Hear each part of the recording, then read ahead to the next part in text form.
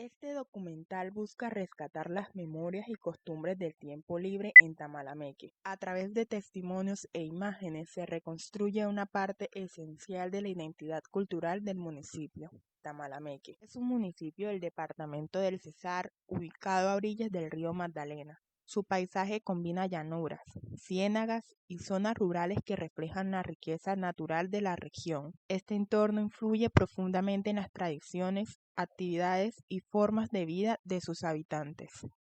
Su contexto social se caracteriza por una población cohesionada y de crecimiento moderado. Su economía se basa en la pesca, la agricultura y el comercio local.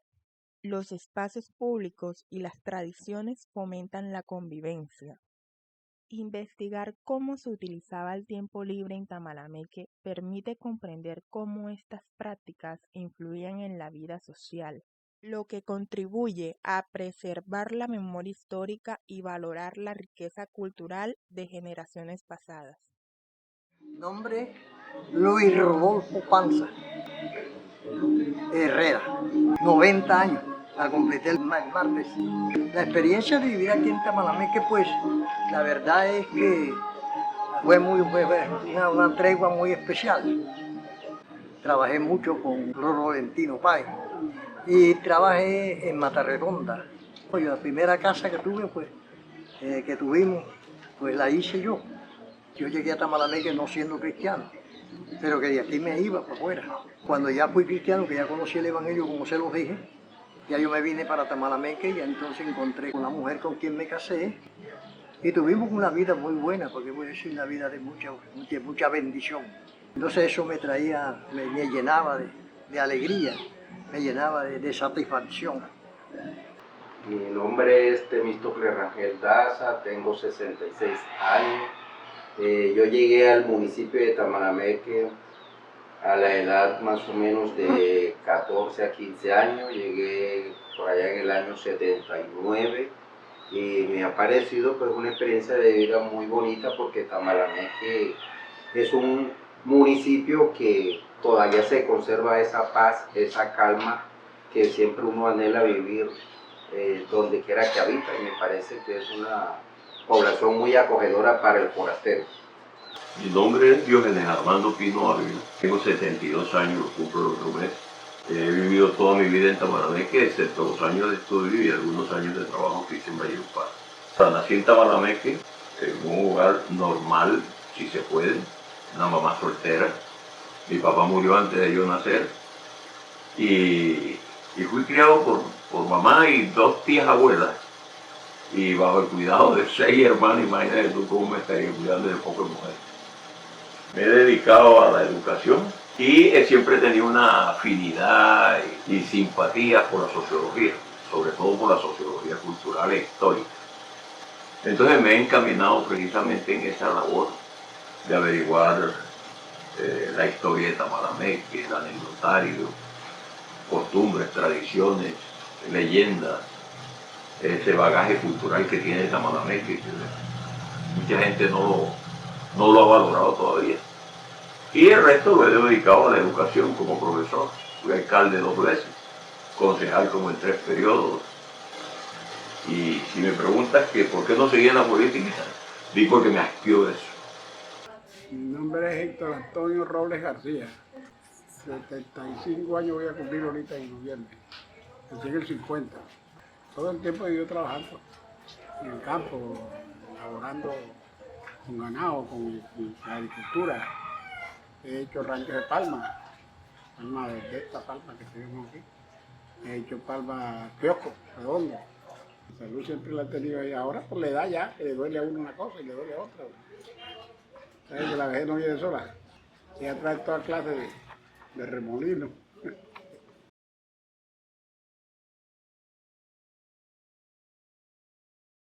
La vida de Tamalameque de antes era muy agradable, muy placentera. La gente se relacionaba mucho con uno y había buenas relaciones sociales. Era un Tamalameque apacible, un Tamalameque, si se quiere, ingenuo, donde se le daba vida a esa magia de los pueblos. de leyendas, de espantos, de brujas, de creencias, de rezos, de secretos, en toda esa sabiduría de los ancianos, matizada por la magia del relato, ¿sí? Donde mediante un relato, mediante un cuento, mediante una anécdota le estaban enseñando a las nuevas generaciones algún comportamiento social ético, sobre todo ético y válido para la vida. No, pues en el Tamanameque de antes más cultura, más respeto. La vida anterior fue mejor en vivirla.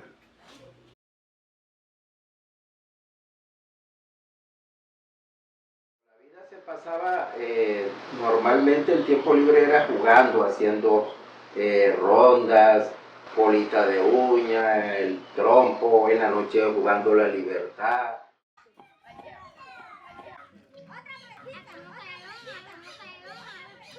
En los días se iba uno de paseo a la orilla del río, a la orilla de los caños, a pasar allá uno su tiempo libre, todo bien, en compañía de sus amistades y eso, los familiares, y todo era muy agradable. Se jugaba la 21 con moneda, se jugaba, más que todo se juega con 21 con moneda, la ñoñona que llaman, una raya que hacía bonito, tiraba la moneda y había 9 puntos y la mayor era el hueco, era la puñona, un hueco que valía 100. Allá desde el 10 hasta el 90, y el 100 era el hueco allá. El que la metía en el hueco, puñona, se ganaba. Pues a veces jugábamos dominó, jugábamos naipe.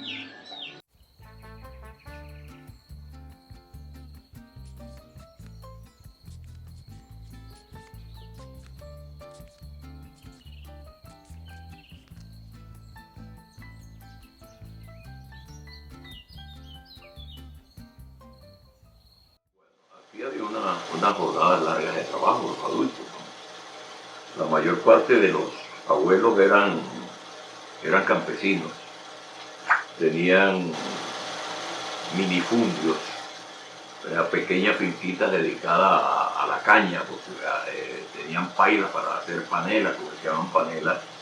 Otros cultivaban los productos de pancoger y la gran mayoría se dedicaba a la pesca.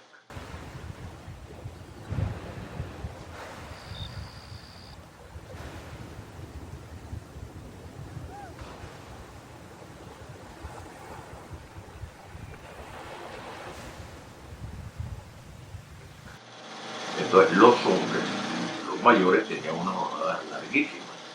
Pero ya en la tarde, en la noche, venía el rato de asueto, de descanso, y se sentaban en las puertas de la casa a echarse cuento entre vecinos, a ponerse al día de todas las cosas que pasaban, ¿no? Generalmente esas conversaciones eran matizadas por anécdotas, por la carcajada, por el chiste, por el gracejo que tenían los abuelos en esa forma de compartir y vivir la vida entre ellos. Y jugaban los fines de semana, jugaban en el billar, jugaban a la carambola, no jugaban buchaca, la carambola, 3 bandas, billar, qué sé yo. Y pasaban el tiempo también jugando dominó, jugando cartas. Y nosotros los pelados jugábamos algo que llamábamos tumbe requisa, algo que llamaban sambe, que pajita en boca, hablar pero no contestar. Sí, eran unos juegos bastante ingenuos, pero que nos divertían. Bueno, aquí había unos que yo he llamado como comentaderos públicos. Era un maíz tostado que estaba frente a la alcaldía, donde la gente llegaba a buscar el servicio de la alcaldía, pero se sentaban ahí a intercambiar chistes. Otro comentadero público era el mercado, porque aquí pues la costumbre de matar una sola vaca, había que madrugar para conseguir la carne. Entonces ahí también había casi que renovar los comentarios sociales, quién se había ido, fulanita que salió a vivir con fulanito, se voló, se la llevó fulano tal. Eran los comentarios pues más picantes que se oían ahí. Y el otro era en otro maíz tostado que había en el patio del hospital, en la parte de adelante del hospital. La música que se escuchaba acá en épocas no decembrina, era la vallenata, la música vallenata, que era pues lo normal. Ya en épocas de diciembre y eso era la música de tambora, porque a la gente le gustaba mucho bailar la tambora y todavía, mire que eso todavía se mantiene. Hoy día se celebra el Festival de Tambora y la guacherna. Los abuelos nuestros aprendieron de sus abuelos y eso a su vez de sus otros abuelos, que lo nuestro eran las tamboras. Oye tamborero, suéname ese tambor, repica los cueros que aquí canto yo. Oye tamborero, suéname ese tambor, repica los cueros que aquí canto yo. ¡Guau! Oye tamborero, suéname ese tambor. Pero una presión externa, con la ranchera que traían los barcos a vapor, que traían los gitanos para cuando venía el cine, y que calaba mucho porque esa sociedad patriarcal, machista que había, eso caló mucho y empezó casi que a desplazar la música vernácula que era la tambora. Después, con el transporte de ganado por el río, vinieron los habaneros, compraron tierras y también trajeron el porro, la música de viento, y empezaron como que a reemplazar también a las tamboras. Pero esa sabiduría que te hablaba al comienzo los abuelos llevó a que guardaran en la memoria colectiva ese saber cultural y la oralidad de Tamalameque. Y cuando ya sintieron en peligro, ¿sí?, cuando ya incursionó el vallenato y otros aires musicales con mucha fuerza, ellos resguardaron en la memoria individual lo que tenían también en la memoria colectiva. Hicieron un evento de resistencia. Practicaban sus tamboras en los patios de sus casas o en las esquinas de los barrios marginales, los barrios de los pescadores. Mantuvieron viva esa tradición a pesar de toda la presión externa que había.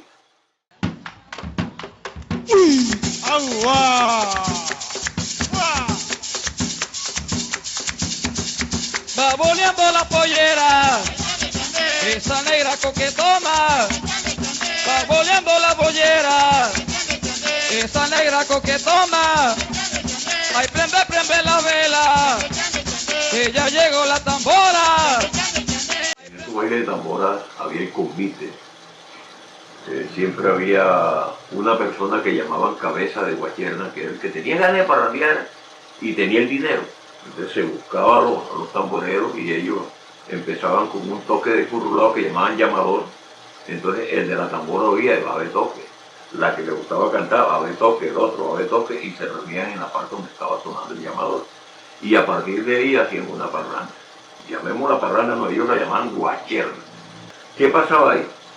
Tocaban, bailaban, cantaba la cantadora y había el intercambio social, ¿sí? Han cambiado las costumbres. Antes era un intercambio de vecinos, de familias. Ahora sigue siendo de amigos, pero se hace en sitios diferentes. Se hace siempre casi que con el consumo de licor. Antes, con el hecho de sentarse en la puerta en la tarde, ya ahí compartían mucho. La gente ya no se reúne a dialogar, a jugar, a tener esas relaciones interpersonales, sino que ahora cada quien anda metido en el internet, con su celular, viendo televisión, mirando los programas de televisión que a ellos les llaman la atención, los jóvenes metidos en el celular, viendo sus videos, creando videos, haciendo TikTok, que es lo que está de moda. Entonces ya eso pues ha venido decayendo poco a poco a medida que la tecnología avanza y que está al alcance de la mano de todas las personas.